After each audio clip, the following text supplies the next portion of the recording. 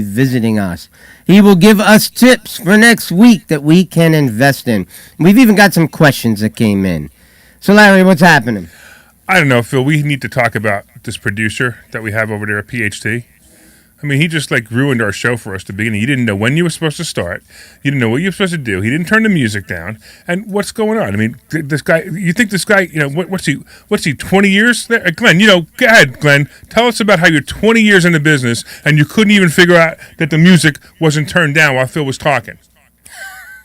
I was waiting for Phil to start, and then I would have brought it down. I mean, come on. We got Pedro. Pedro at least knows what he's doing over here. We got you in the studio who doesn't know what you're doing. How could this be? How long have you been in this business? Will you stop 25 years, my 25 years? Is this the first time you screwed up? The very first time. All right, well, that's good. At least we feel special now. All right, we'll get back to our show now, Glenn. Don't make another mistake. Yes, sir. What's up, Phil? The only other thing I could say, Phil, is, I really enjoy hanging out with you and your wife the other day at dinner. That was fun. My wife was away. She was at a concert with her kids, and she had to show her vaccine card. So what happened to you at the park? I couldn't find you, and then I gave up on you guys. What do you mean you couldn't find me? We went out to parks, and I got there before you know what game I play. I know, but you said you were going into the main room when you were going to be playing three-card poker. There's no, I didn't say that.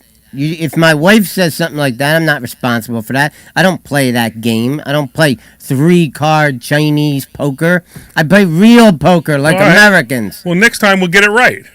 Okay? Boy, this is the way that we're starting this show off. You think anybody's even listening to us? So you took off pretty early. Well, I took off 2 minutes before you did. What happened? Did you lose like $5,000? I wish I only lost $5,000. Yeah, that's what I figured happened. Can we get back to the show now? Yeah, sure. Is there any of these topics you want to start with, or should we just go down? Well, so far we've gone to gambling. We've gone to Glenn, messing up our producer. We've gone to Pedro hanging out in the corner there all by himself. So why don't we go to one of the topics that we know best? So we're going to be talking about drinking. What's your favorite drink? I mix them up. I think we should do this. I think that every time, let's see, every time something, what do we say? Every time we say real estate, somebody has to take a drink. We'll have a drinking game on our show. You know what? Right now, Terry's getting mad because we're not even talking about business. I know. Terry's going, this show stinks. All right, well, why don't we start with this question? What is the best way to build a real estate empire? And by the way, you can call in at 855-939-1137, and you can tell us how terrible the show is today. 855-939-1137. Okay, so the best way to build a real estate empire. You got an opinion on that? Yes, buy real estate.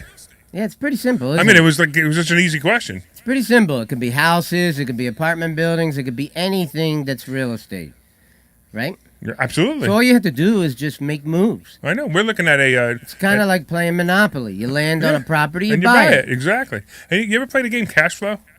No. The Kiyosaki game? It's actually a similar game. I can't play the game Cash Flow because it requires like 5 other people, and I don't have that many friends. Well, yeah, okay. I think you can play with a minimum of 3. Yeah? Yeah. Okay. But it's the same thing. It talks about, you're paying your bills, then you're buying real estate, then all of a sudden you're buying major companies. So we're on the verge of buying a major company. Yeah, well, but let's keep that quiet. We are. I do understand. I'm not going to mention. We don't discuss deals while they're being done. Right, exactly. Lock them up. Exactly. Okay? But maybe if you listen to the show next week, we might have and if it's locked up, we will talk about it. Something exciting to tell you. Maybe next week. That would be cool. Okay, so is that it? You just buy real estate, huh? That's it, huh? Buy real estate. Yeah, Glenn's texting me and letting him know that everything sounded good here, and he wants to let him know if there's any more problems. Well, I never said that I had a problem with Glenn in the first place. I know he's actually a good guy, but I just couldn't resist. You couldn't resist embarrassing him on the radio. Exactly. Okay. You think we'll have him as a producer next week? Yeah. All right. What do we got? Let's talk about somebody blowing up their stock option account. Yeah. Do you know anybody who's ever 10x'd their stock option account? I've done it. I've done it in a year. Well, let's hear about it. I 10x one of my stock options account in a year. And I'm going to tell you, this is really not normal. I just hit a couple of lucky plays, and I happened to do it in 1 year. Never done it again. If I do it again, that's fantastic, but it's just not likely to happen, especially the way we teach people how to trade. Teach people how to trade a more conservative way. Now, understand there's still risk. It is risky, there's no doubt. And so it can be done. It's just not likely to happen the way we teach them to trade. Our average trades, we're making 28 to 35% on an average trade when they go good. And when we lose them, we lose about 70% on the trade in average. It sounds familiar. Yeah, exactly. The problem is we hit a couple this year we had a couple of really bad trades this year. Unfortunately, it happened, but it is what it is. They happen. I mean, I 2x'd my account, but then I halved it. So you gotta double it again in order to do it again, right? Yeah, but we've talked about this. I felt pretty good about my decision to turn what I had into a piece of real estate before it turned into an empty piece of paper. Right, and this is something interesting. I teach people in our class. They say, listen, you put whatever. Let's say you put $50,000 into your stock options account. You get to a certain point, maybe it's 60, maybe it's 70,000, and pull some of that money out and put it somewhere safer. And when I say safer, I've been throughout the years, I've been paying mortgages down. So I've got a couple of houses now that are paid in full because of that. And then we're going to talk about the next topic, which is HELOCs. We'll talk about it in a minute. But I've been paying properties down because I know it's a safer place. Matter of fact, the safest place for me to put money is in my properties against my mortgages, or to load up my life insurance, my whole life insurance policy. Same thing. If I do that, it's basically the same philosophy as I'm throwing equity into places that can't be easily accessed, especially with a house. Well, I know that you had talked about that philosophy many times, but I had the grandiose plans of turning my $506,000 account into $1 million. Right. And when it hit 999,000, you made it go down to 250. Something along the way, it didn't happen. But like any stock option trader, you have to go through that process. So it becomes a learning lesson. That's why we tell people to start off a little bit, first of all, with money that they can lose, and it wouldn't change their lifestyle. Does it stink when you lose $200,000? Of course it stinks when you lose $200,000. But if you put up $200,000, if it changes your lifestyle, do not do it. We tell people this all the time. Some people were telling $10,000, some people $20,000. It depends on their lifestyle, and it depends on what they have and what they can afford to lose, because it's not quite gambling. But it's it is risky. It's not like going to play 13 black or something like that. Yeah, not that's so safe either. No, that's the point. It's not. Right. It's not at all. So we did a little class on cold calling people. Yeah, I like that class. You did that class the other day. Yeah, just explaining to people that it's a very affordable way to reach out to your clients. Spend a couple hours a day just calling people. Whatever kind of business you're in, it doesn't matter. We could be calling students for investor schooling to come into class. We could be calling people who are thinking about selling their house and asking them if they're ready yet. And that's kind of what happened to me this weekend, where just following up on some phone calls, I got a hold of somebody who finally said they're ready. That's awesome. That's the way to go. Sure. Yeah, it's nice. And this has been maybe a year in the process. So it just goes to show you, you got to put effort into this business. This business is no different than any other business. You got to work at it. You got to think about it. You got to care about it. You got to want to do it. You got to, if you like doing it, then you're probably going to be a pretty big success, because that's part of it. You got to get on the phone and say, let me call some of these people, because maybe there's $50,000 to be made on the other end of that line, but I'm not going to find out if I don't call them. Yeah, I agree. And the most phone calls I've ever made in 1 week was 430 calls in 1 week. That was the most I ever made in 1 week. That's a lot of calls. Yeah, but that's again unusual. But I used to make 150 every week years ago. I mean, now I'm very busy. I've got so many other things to do. I can't do it. Well, you got a lot of responsibility. Yeah, but I also go ahead and I send mail. So I'll send out a couple of thousand postcards a week and wait for the phone calls to come in. So let's talk about Studio Shed. Sure, tell me about that. I know nothing about it. Okay, well, I plan on telling you about it. So when we first talked about Boxable, a lot of people were interested in it. People were calling. People were talking about it at the school. People are just plain interested in it. It's a really interesting concept that Boxable's doing, which is basically building affordable housing. But now there's another company coming up, and what I like about them is they're really building things. Okay, they're not just trying to raise money to begin building things, to manufacture things. Studio Shed is located in Canada, and they have some really cool looking homes that you can buy for 30 grand. And if you're the kind of guy who is handy, capable of maybe insulating the walls and throwing up some sheetrock and doing the finishing touches, this $30,000 house can be purchased sometimes for less than $5,000 for bare bones. That's amazing. Now, you still got to finish it off, okay? Sure. But what they take out of it is they take out the bathroom, they take out the kitchen, they take out the drywall. You've got to insulate it and drywall it and finish it off. So wait, $30,000. How many bedrooms? It depends. Okay. You know, Well, that's fine. Just they have get a a rough bunch idea. of different versions. Okay, and at different prices, I imagine. Right. Okay, So, okay. like the cheapest thing you could get is you get like a frame for $5 grand. Okay. Right, but you have to go out and spend money. What's and the you gotta- material?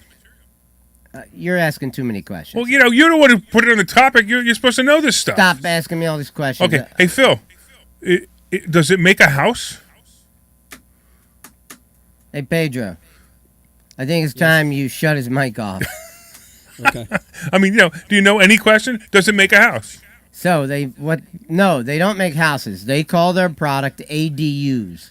ADUs? Yes, additional dwelling units. Okay. Very That's cool. what they are. So they look like sheds. Okay. You can literally. That's why it's called Studio Shed. Got it. You can put a shed in your backyard. Uh-huh. Okay, but it's not to be used as a shed. It's to be used as a living Right. quarters for mom, or for your loser brother who can't get a job, Right. or for your cousin who's got some kind of special needs. You can buy one of these things for $5,000, finish it off yourself, or have them finish it off for 30 grand, and it's an additional dwelling unit that looks exactly like a shed. That's actually pretty cool. So Yeah, if it's you a have- clever if you have some thing. land, yeah, if you have some Okay. land, because- Then yeah. they make ones that are pretty sexy looking. You got to go to their website to see it. It's studioshed.com. And on there, they have some really cool looking houses. And some of them are like all glass. You know, you can have a whole wall of glass if you want some really sexy designs. Now, of course, they start getting into the 60 grand, 70 grand range. Of course, this can also be used for replacing mobile homes in a mobile home park. All right? No wonder you're looking at it. Of course, these are possible options. Of course, sure. And they're very affordable. And especially if you can, they call them prefabbed casitas. So do you think it's the next thing to replace tiny homes? What I think is exciting about what they're doing is Boxable. I got very excited about Boxable until I learned that Boxable really isn't manufacturing these things yet. They don't have a product. They They're just have still, an idea. they have a design. Right. They do have a product that you can go see, but they are not mass manufacturing these things. Studio Shed is, okay? Gotcha. And you've got several different versions that you can buy. So it's pretty cool looking. And it is definitely something that, look, if America continues on the path it's going, I think there's no question about it that real affordable housing is going to become a big thing. I actually agree with you. I think it's 5 years away or sooner. Okay, you got crazy home prices right now. You got people bidding $25,000, $35,000, $40,000 above the asking price of a house. That trend cannot continue. And if somebody could actually produce houses that were going to cost $35,000, I think it could be the hottest thing coming. I again agreed. All Very right. good. Very good You're idea. going to hear more about this company, Studio Shed. Go to studioshed.com to check Yeah. it out. And by the way, I don't get paid for promoting that. Yeah, absolutely not. 855-939-1137. 855-939-1137. Ask your question about real estate, about stock options, about money, about taxes, about life in general. If you want to ask me, Phil a personal question about anything, you can do that too. I can't get that deep in here, can I? The next question is, should you pay off your home and keep working your 9-to-5 job? What's your thoughts about that, Larry? It's such a loaded question because you got so many pieces here. Should you pay off your home and keep working your 9 to 5? I'm not sure what one has to do with the other. So So should you pay off your home? Maybe, but working your 9 to 5, that's something. That's a different question. So which one do you want me to answer? Have you ever paid off your home? I have, yes. Okay. Right. Did you regret it? No, I didn't regret it because I immediately took a HELOC out on it. Right. So all you did was go right back and borrow money again. And that's Okay. and that's the next topic too. So why don't we put these two topics together? All right. Well, where I'm going with this question is, instead of paying off your primary residence, which is going to ultimately happen anyway, I don't think that's the highest and best use for your money. Right. I think the highest and best use for your money is to go out and buy an investment property, something that you can rent out, whether it be an apartment building, a mobile home, an office building, it doesn't matter, a retail store, a business, anything like that. Something that makes you money, right? That is a better use for what your money can be used for. That's what I do with my money. Absolutely. Right? And all of a sudden, there's more and more income coming in from all these different asset classes, which is pretty cool because if certain things in your life fall apart, like you get fired at your job because you're obnoxious, or What are you trying to say? I'm just saying that that's something potential that could happen to a person, especially a person like you. Like me? Yeah, yeah. And it's important to have money coming in a bunch of different ways. That way, if I don't have a 9-to-5 job, but if I did have a 9-to-5 job and I got fired, I wouldn't really care because I have money coming in from multiple different sources. That's one of the things I love about real estate. So let me give a mathematical example to this, or at least one off the top of my head. So please, if you don't, so maybe you can follow the math off my head. So let's say you have that property worth $100,000 and it has no mortgage on it, so you owe nothing on it, right? And if that property goes up 5% a year, which is usually 5 to 7% is what we pretty much expect, but let's use 5% because the math is easier. So after the first year, it's worth now $105,000, right? Yep. And that's what it's worth. It's worth $105,000. But if you took $80,000 of that out and you used that money somewhere else to also make money, would the house still be worth $105,000?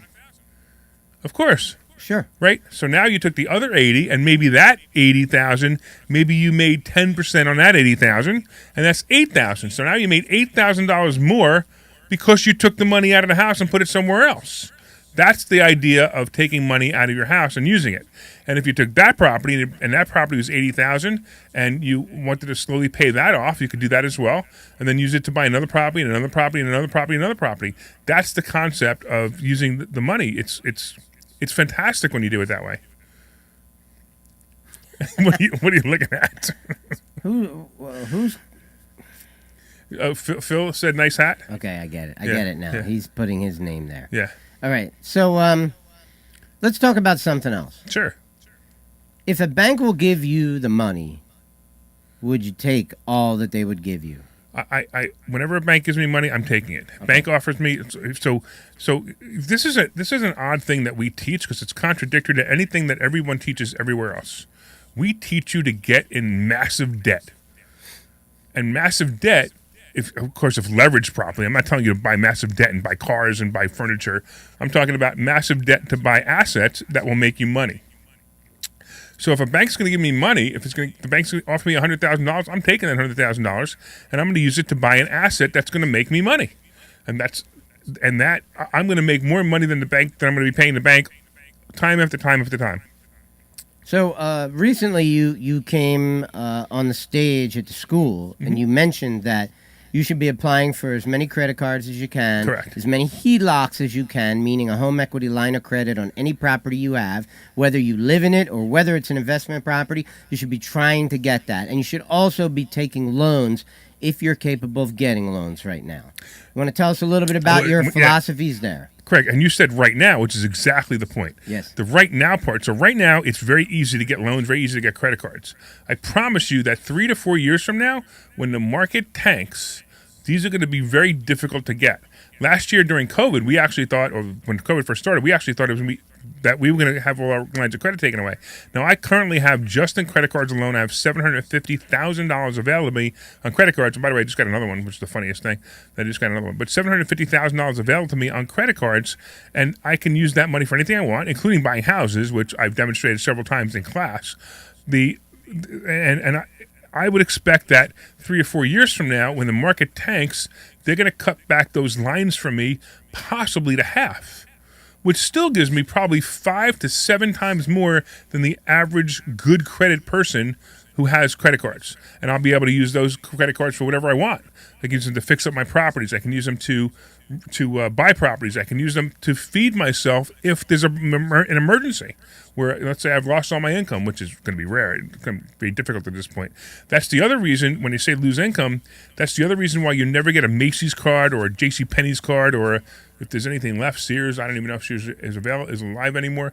But you never get department store credit cards, Kohl's or whatever, because you only want to get Visas, MasterCards, Discover cards, American Express. Ones that can be used anyway. Right, with the exception of Home Depot and Lowe's if you're a real estate investor. So you do get a Home Depot and a Lowe's card if you're a real estate investor, because you're going to use them to renovate your properties or fix your properties. It makes sense.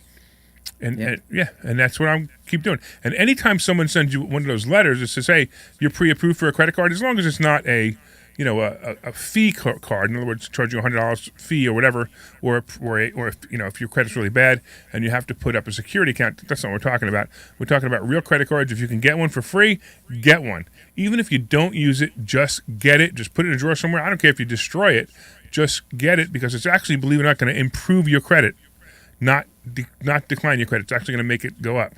So, by the way, we're talking about credit. We're talking about money. We're talking about real estate, stock options. 855-939-1137.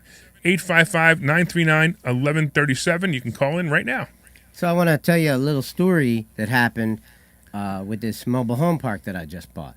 So I found a business partner who was going to come in with me, Sure. but he was a little bit short. Oh, okay. He was short of the portion he needed Sure. to buy his half of the park.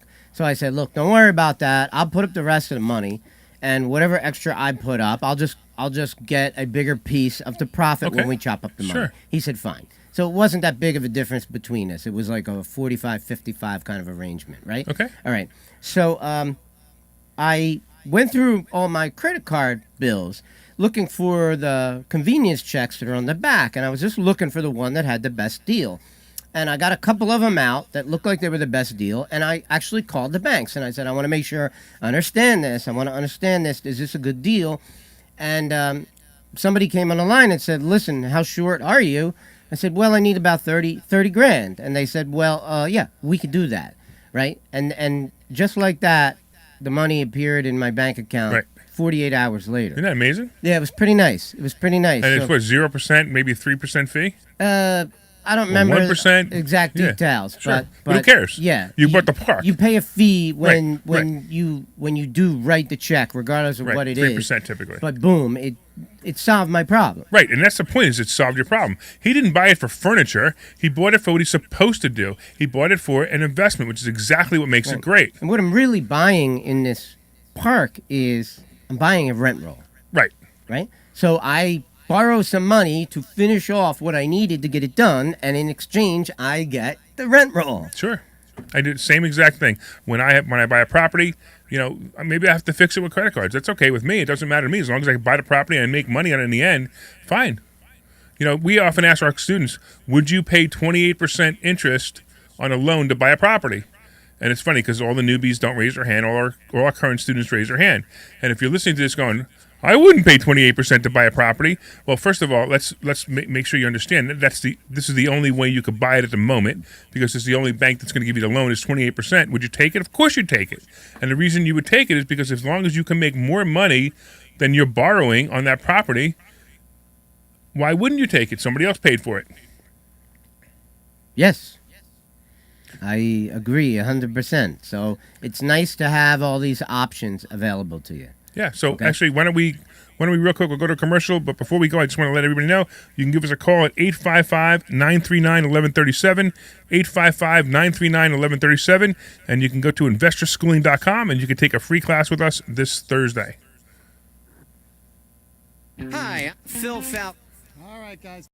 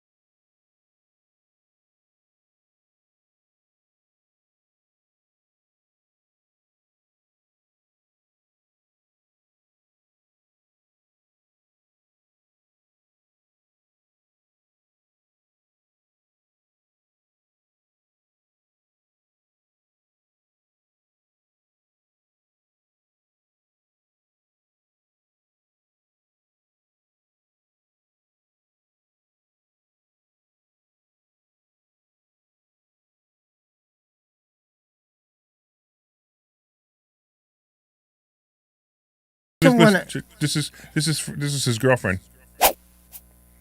Yeah, it didn't work the way I thought it would. Okay. So, what I wanted to also ask was, we've asked a question for several weeks now, and we're not getting an answer. Would you like us to be more factual or more funny? I don't think I care anymore. I like the idea when we're funny. Okay. So Listen, for the 7 people who listen to this show in their car, they're enjoying it. See, but the thing is, I wasn't asking you. I'm not even asking Pedro. Hey, when you pull up to the guy in the window in the red light, when you pull up to the guy next to him, roll down your window and tell him to put on 1210 right now and ask him what he thinks. But we're moving. I meant to tell you, we're moving to Saturdays now live.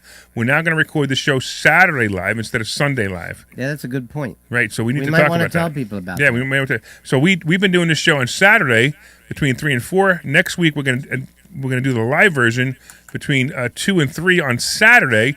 The repeat will still be at this time, and the reason we did that is because we felt that we were doing the stock option picks on Sunday, and then on Saturday you guys were getting that show, and it was too late to work on to use those. So now you'll be able to have it on Saturday. You'll be able to listen to our show, and then on Sunday you'll be able to listen to the repeat, and you'll be able to get those stock option picks for Monday and use them at a better time. Right now, millions of people are celebrating. They're celebrating what? The fact that we moved the show. No, they're not celebrating. They're like, who are these guys? Why should I listen to them? No, they're celebrating. Millions of people right now. What do you think, Pedro? Yeah, for sure. Yeah, for sure. See, Definitely, yeah. See, Pedro knows. Yeah. Pedro knows all kinds of things. I don't know how he knows them. He just does. Speaking of commercials, here. This was the commercial that we did that will explain exactly what I'm talking about. You can hear the audio. It's good enough. Investor schooling needs a new slogan. Investor schooling? Never heard of. Investor schooling. Never heard of. Investor schooling? Never heard of them. Any suggestions? Phil? Investor schooling. We never heard of you either. Investor Schooling. We never heard of you either. Register for a free class at investorschooling.com. That cost us what, about $15,000 to make that commercial? that everybody said that was the dumbest commercial we could ever make, and we decided to do it anyway, and we found out that they were absolutely right. Actually, there was much worse commercials coming from our marketing manager. Yes. He wanted to do something about a poop on a desk or something. Yeah. Yeah, that was kind of weird. In fact, I'm surprised that we still let him work here. Yeah.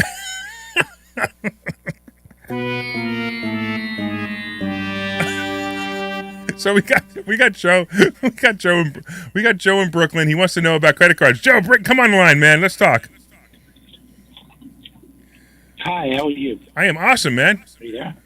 Good. I got tons of credit cards. Okay, so here's my question.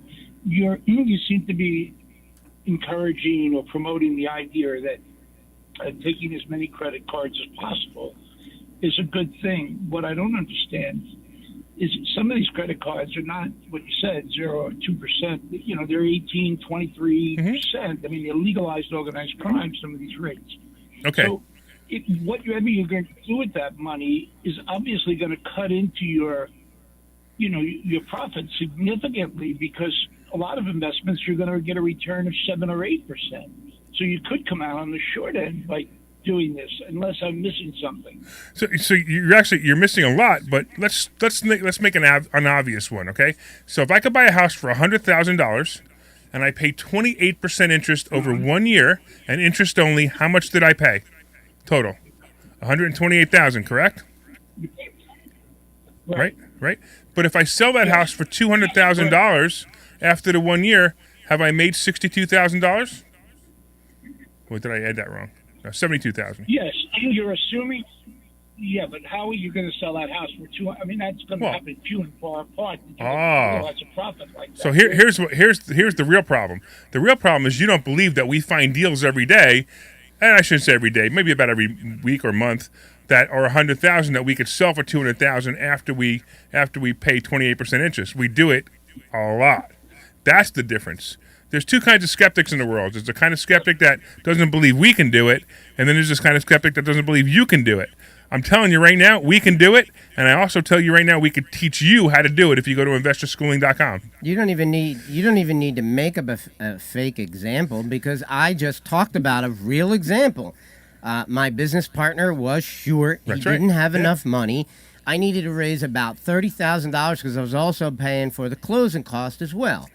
And when I looked at the convenience checks on the back of the credit card statement, I called the bank to talk to them about it, and I said, "Listen, you don't need to use those checks. We can lend you the $30,000." I forget what the actual deals were, but I just knew it was good, and I said, "Yeah, great, do it." And they wired the money directly into my personal bank account, which was awesome and solved my problem. So Joe, how much does it cost you to get a credit card that you don't use? It doesn't cost you anything. Exactly. Go get as many as you can, and when you need them for an amazing opportunity, you have the money. I had a business, like a long time ago, I worked for a company, and the owner of this business, it was a multi-billion-dollar company, well-known company, and the guy's philosophy was real simple: get money when you don't need it, because when you need it, you can't get it. All right. Anyway, Joe, thanks for calling, man. Hopefully, we'll see you pop into class. All right, where we going next, Phil? We're running out of things to talk about. Already? You said you had 2 hours worth of stuff. Yeah, but we're flying through it. Yeah. You can't talk for 2 hours? No, I can definitely talk for 2 hours. You know I can. I've seen you talk for 2 hours. We do it every Monday night. Right. We do So it. I got something for you. You want to freak out everybody on the air? Sure, go ahead. What was my topic about last week? What was your topic about last week? When I did a presentation, what did I do it on? You were talking about Obamacare. Obamacare, right? Being the greatest. Why don't you tell people the greatest thing that's ever happened to the small business owner. So all you guys who want to hang up right now or turn off your radio right now, I'm going to talk about this, and you're going to miss this. This is the greatest thing ever. So Obamacare really was the greatest thing that ever happened to the small business owner. I did a presentation on it the other day. But if you want to call in and tell me how wrong I am, 855-939-1137, 855-939-1137. So if you're a small business owner, they go by the subsidy, which is the best part of Obamacare. The subsidy is based on your AGI, your adjusted gross income. As a business owner, we all know that we can make $300,000, and our adjusted gross income might be $40,000 or $50,000, which qualifies you for a subsidy for your health insurance. Take it. It's free. These Democrats gave it to us, and they're not saying you have to be a Democrat in order to take it. They're saying you just have to be an American. Well, anyway, you have to live in America, because apparently you don't have to be an American anymore to live in America. But most of the Americans that I know hate America. Yeah, that's true. Yeah. So live in the United States of America, because I don't even know if they're calling them Americans anymore. Anyway, the idea is you can get this subsidy. And when we were done with this class, we had people in the room going, "Oh my goodness, I could have saved $13,000 last year. I could have saved $10,000 last year." And they really could, especially if you understand how the system works. And by the way, Obamacare is not health insurance. And Obamacare doesn't even exist. It's actually a nickname for something called the Affordable Care Act. And the Affordable Care Act is also not health insurance. It's a group of rules that health insurance companies must play by. And I'm going to tell you another trick that's a really good trick. If you have a child who's 26 years or younger, they don't even have to be living at home, by the way. If they're 26 years or younger and they're not making a lot of money, you probably already know that you could put them on your program at your office at work. So if you have a health insurance program at work, you can put them on a program. It's probably costing you $200 or $300 a month. Don't do that. Have them get their own separate insurance policy using the subsidy, and they'll pay nothing for it, because they don't make that much money. They pay nothing for it, and now you're getting back $200 or $300 a month that you were paying for your kids that were on your group health insurance plan. And yes, you do have a choice. You can do that. 855-939-1137 is our phone number. 855-939-1137 is our phone number. And I'm curious to know if anybody else out there knows what I know about the ACA. What else we got, Phil? We got some questions that were emailed in to us. Cool, let's do it. What is the 1% rule? Ah, the 1% rule is one of my favorite ways to understand properties. So the 1% rule is when you're first evaluating a property, the very first evaluation I make. So Phil, for example, if Phil's selling me a property and it's $100,000, I'm going to ask him, how much is the rent, Phil? The rent's $1,000. All right, so at $1,000, that's awesome. That qualifies for the 1% rule. So basically, to me, that's a property worth exploring now. That to me means that I probably will make money on it. So if it's $100,000, 1% of $100,000 is $1,000, and if it's bringing in a rent roll of $1,000 a month, it's probably a good cash flowing property. Now remember, when I say probably, I don't know everything else about the details of the property. I don't know if there's an association fee. I don't know if there's if the tenants are paying the electric or not, or the utilities or not. So, but assuming there's no association fee and assuming that the tenant is paying all utilities, even if you're paying water, it probably still works with the 1% rule. But if I hear something that's higher than 1%, like if he tells me $1,200 or $1,300 or $1,400, I can't get in my car fast enough to look at that property. But anything below that $1,000, I'm going to be skeptical. Now, if it's real close, I still may look. But if he's getting $700, I probably have no interest in this property whatsoever. I don't even need to know the next question. Right. But one thing, the only twist I would say to all that is the question is, I'd ask a question like, what kind of lease does your tenant have? And if your tenant is on a month-to-month lease, then you could theoretically take a $700 a month rent and make it $1,000 immediately. Yeah, you can, and it's funny because I actually often say not to do that. I won't look at the possible rent. I look at the current rent, because to me, if the current rent works, then the possible rent is only even better. So if somebody's getting $700, if they're moving out, and I know that they're moving out next week, and I know I can get $1,200, $1,000, $1,500, whatever, that's fine. But if they're not moving out, I have no interest. Because I'd rather leave a tenant in underpaying than change tenants. Because if I change tenants, now I'm renovating the property. I maybe have a month or two where I have no income, and depending on how big or how much I have to put into that property, I may not want to do that. But again, let me share individual. with you a story about the mobile home park that I just bought. Sure. So I asked my partner, John, to call all the mobile home parks in the area of this park that we just bought and try to find out what the going price is in that area. And guess what? He came up with nothing, and I'll tell you why. Because every single park he called, they said, we don't have anything available. And he said, yeah, well, I just want to know when it is available, what would you charge for it? I said, we can't answer that question right now. He couldn't even get a single number. Wow. So when he communicated that to me, I just banged the rents even more. Yeah, $100 minimum more. So I would send tell you. out a welcome letter to everybody. Hi, hello, tenants. I'm the new owner. And then I immediately proceeded to send them an invoice with their new rent. See, now that's okay. I mean, you're a businessman. That's fine. I don't know. I personally would have waited 3 or 4 months because I want them to get to know me first. I wouldn't, because if you wait 3 or 4 months, now you've just delayed the second increase 3 or 4 months. Okay, that's fine. Right, get on with it. Just let it happen. You know what I have. Leaving money on the table. Yeah, you think so, Pedro? He's always huh? leaving like, money on the right. table. And I was just going to say that. He always telling me that I'm leaving money on the table, and honestly, I don't disagree with him. I don't know. It's okay. Yeah. You can have your own. I'm a softie. What can I tell you? You can have your own way of doing things, even if it's wrong. I won't be awake in the middle of the night worrying about it. And here's the best part about me being wrong. Even if I'm wrong, I'm still making money, and I'm making a lot of it, so it's okay. So I just don't necessarily think that I would do it that way, but it's not wrong. Look, let me explain something to you. Here's one thing you can learn from politicians. When politicians go out and borrow a bunch of money, they do it right away at the beginning of their presidency. Like, let me see if I can come up with an example. How about the Democrats? $3.5 trillion? How about the Democrats right now? So what they do is they steal, borrow, or print whatever the heck they're doing. They do all their stealing and everything that they're doing right up front so that you don't even remember 4 years from now what they actually did. Well, that makes sense, too. Yes.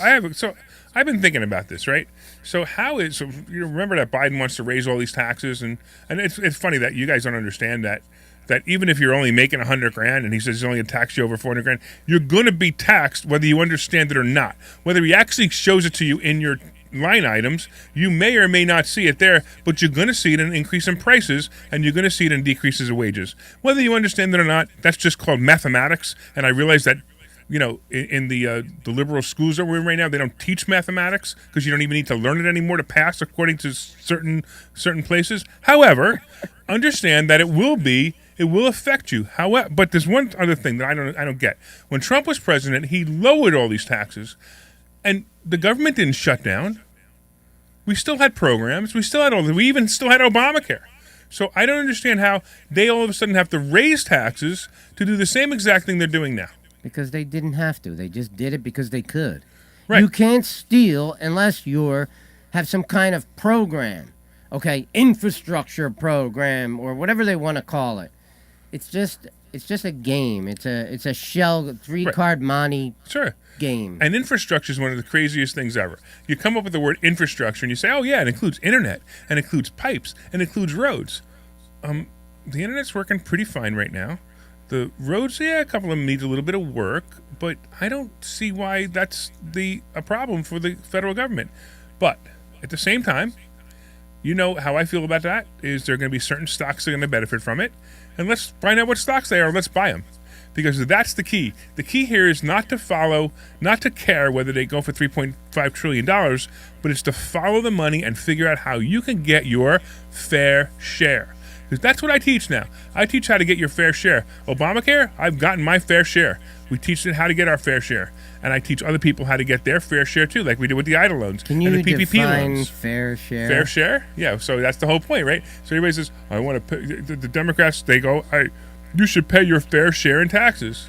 Well, I pay my fair share in taxes. You know how I pay my fair share in taxes? It's very simple. There's a tax code that's written, and I follow that tax code, and I pay my fair share, just like everybody else. However, there are also rules for Obamacare. There are rules for the EIDL loans. There are rules for PPP loans. I followed those rules, and I got lots of money too.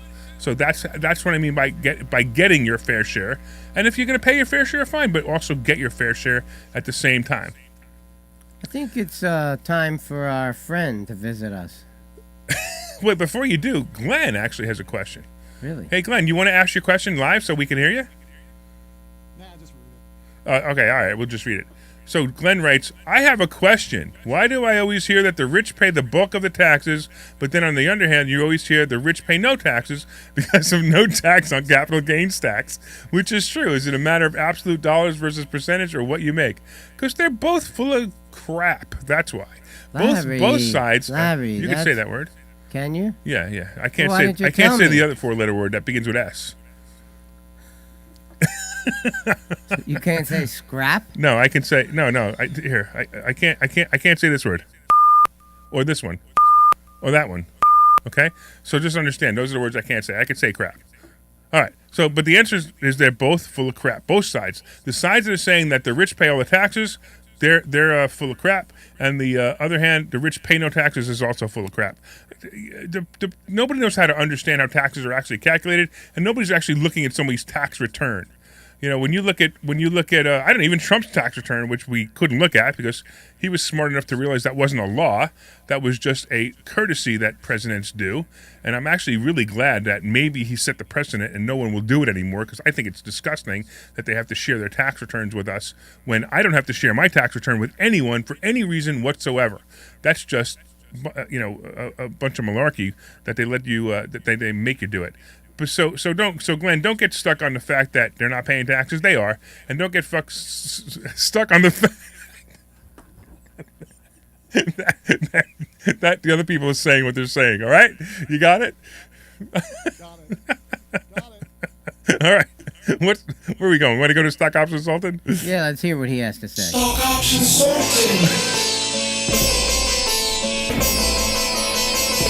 I have no idea how that happened. Stock Option Consultant. What? All right, so let's go to Stock Option Consultant. So the first thing I want to talk about Facebook, because it's pretty wild what's going on. I don't know if you guys know about this. The Wall Street Journal has started a series called the Facebook Files. This is wild, and every day they're coming out with another article about, and they're bashing Facebook. Now, we all know what's going to happen in about 6 weeks. What's that with Facebook? Earnings, exactly. And we're at the middle, which we call the dead zone of the two earnings. So we're right in the middle, and the fact is that it's a really good time to beat down the stock so you could buy it before earnings. So we all know that Facebook crushes it every time, and they eventually go back up. And if you notice that the last 4 or 5 earnings, even though they went down right after earnings, they boosted up right away after that. So I've always said this before, where the words fake news comes from the stock market first, and there's always fake news. I actually believe that the Wall Street Journal is beating down Facebook. Now, you do understand that they're not making things up. They're not lying. They're telling the truth about everything that they're writing. And sure enough, Facebook on Friday dropped 10 points because of all of this attention that the Wall Street Journal is giving them. I'd like to see Facebook fall below 350, and if it falls below 350, there's a possible play. But 335 would make me a buyer again. And it's all about the Facebook files. Watch it in the Wall Street Journal. If you subscribe to it, or if you subscribe to the paper, or if you subscribe to it online, definitely watch it. Now, I do a show for you guys who watch this show, who are listening to this show. I do a show live on Facebook and YouTube every day called Money Chat Now. And I've been talking about the Facebook files for the last week on my show. So if you're a fan of the show and you're a fan of this show, you'll be a big fan of the Money Chat Now show too. That's at 4:03 every day on Facebook and YouTube. Apple is another play. I'm a big fan of Apple right now. I think Apple is Apple is undervalued. I mean, Apple can never go wrong. Apple is a play where if somebody said to me, what stock should I buy and put in a drawer and just leave it, it's Apple. Apple is way too low right now. It's 145, which amazes me that it's that low. I actually sold out when it was right in the 150s, which I'm actually glad for. But I'd like to see this. I'll tell you what, if it goes below 140, it's a buy. Go all over this thing. It's not a bad buy at 145. Again, if you're going to buy and hold this, it's great. But as a stock options trader, we need to see. I'd like to see it just a little bit lower. And the fact that the earnings is coming up on 9/21. I'm sorry, not 9/21. On 10/27 is earnings, and that puts us in the dead zone right now. If we could get maybe on Monday, Tuesday, or Wednesday, if it could just drop below 140 even for a second and jump all over it, I think that's going to be an awesome play. All right. Anything you want me to specifically talk about? No, we're good? Okay. So AAL, CCL, I'm still fans. The only thing is I want to be a fan. If you're going to play the option on these, you're going to go out to February or June. All right? I've got CCL, I've got AAL out into June. I'm sorry, out into February because I bought it, a couple of months ago, kind of hoping it was going to take off by now, and it hasn't. But I've got plenty of time to make up for it, and it's going to happen. GE, now we all know they had a reverse split. GE's at 100, but I'd like to see GE below 80. So just wait for it. GE below 80 would make me happy. Ford is also another play where Ford is right now at 13.5. If you could grab Ford below 12, that's a play. Now, I don't know if that's going to happen. Ford is making a big comeback with the electric vehicle market. They got the F-150, which they sold double what they expected to sell. They had plans to sell 40,000. They've sold 80,000, which is amazing to me. That the F-150, this is the electric one, not the not the regular one, the electric one. And it's fascinating to me that they're keeping this price in a normal price range, a $40,000 price range for an electric F-150. I don't know. It makes me tempted to want to buy one. So here we go. I mean, look all over it. You might even want to look at the GM too for the same reasons. They're all starting to make a move into the market. And it's weird because this is why I'm not a fan of Tesla. I'm not a fan of Tesla because you got all this competition that's finally going to start catching up. And, unless Tesla is going to do something completely different than what they're doing, I don't really see it anymore. I see Tesla being the fad that it was, and now it's over. The big thing that Tesla has on everybody else is they have the charging stations. That, I believe, will be their claim to fame, but I don't think they're going to make as much money on the charging stations, or it's going to drive the stock up as much on the charging stations. Well, I've been seeing charging stations in Warminster, and they're free. Yeah, they're free, right? They're free, I don't understand that. Right. Yeah, I don't understand that either. How they're free, right? What? And there's 2 of them. Yeah. And they look like they're $10,000, $15,000, $20,000 units. Right. And not only are they free, but they're also preferred parking. So they're usually in front of the building. Yeah. And it says Tesla or it says electric vehicle only. Yeah. Which is really interesting. So this whole move to go electric, I mean, it's like the vaccine. We're going to give you every reason that you should go electric. However, that's going to reverse because pretty soon, if everybody has electric cars, those 2 spaces in front of the place is not going to be enough. So what are they going to have to do? They're going to have to put charging stations on every single parking spot in every single parking lot. Well, if you which is notice, gonna they get have ridiculous. screens on them. The electric pumps have screens on them running ads morning, noon, and night. Oh, that's interesting too. Yeah, Right, so they are getting some advertising dollars from it. Yeah, that's true. That's probably why But they're still, doing it. it's who's paying amazing the that it's electric? for free. And why is it for free? Who pays that electric? I mean, charge some kind of nominal thing for Right. it. Why Yeah, give even it away $5 for bucks? free? Even $5, right? Why You- give it away for free? I think it's the same thing as it's the you get the first hit for free, and then later on they're going to start charging you. All right, maybe they just want you to get used to using the pump. Yeah, not free. exactly. It's not free. Not for every Tesla owner. Oh, not for. Okay, that's how it works. Okay. They're grandfathered in from the first Teslas. Oh, I got you. Okay, so some people do have to pay. See, I don't have a Tesla. I almost bought one. I tell this story all the time, and I looked at all the Teslas, and they look like these vehicles from sci-fi movies, and they scared me. They actually got me freaked out. The same thing with everybody wearing masks. Anyway, what do we got? We got about a minute, Phil. Actually, we got about 45 seconds left. So you want to go through your closing statement? Thanks to our producer, Glenn, for helping us out today. If you're interested in becoming a sponsor on our show, just email us. info@investorschooling.com. info@investorschooling.com.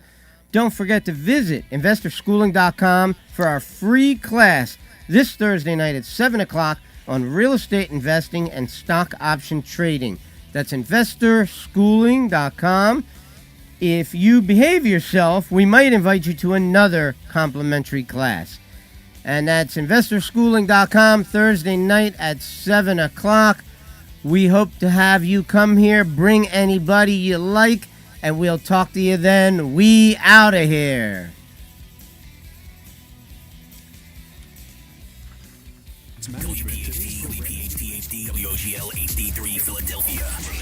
All right, thanks. Thanks, Glenn. I just had to bust your